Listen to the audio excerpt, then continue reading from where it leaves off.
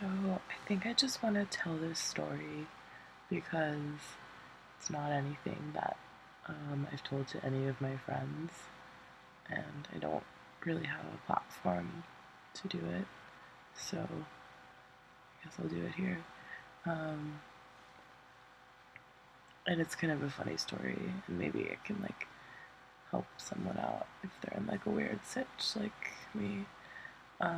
So over Christmas, I was in New York by myself, and it was really sad because New York is really like cold and um, oppressive and just really just not a good place to be if you're not mega rich. And so it was Christmas Eve, and I had nothing to do and I was alone.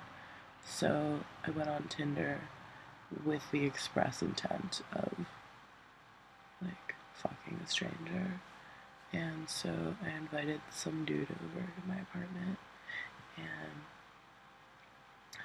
I was on my period, and I was so drunk because I had been drinking for 2 days because I was alone and it was Christmas and all of my friends were with their families and I was in the city.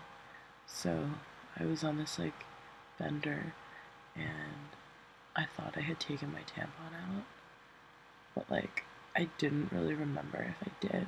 So I fucked this dude all night and in the morning, and then the next day I just had this really super weird feeling of yo, I really don't think I took my tampon out.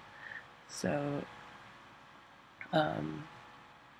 I spent a while kind of digging for it, and I couldn't find it. So I just kind of relinquished that fear and tried to forget about it. I went to Dwayne Reed and bought some pink nail polish to try to make myself feel less alone. But I couldn't shake the feeling that this tampon was still somewhere in me. So I googled some YouTube vids and watched some gynecologists talk about apparently how common it is to get a tampon stuck up there. And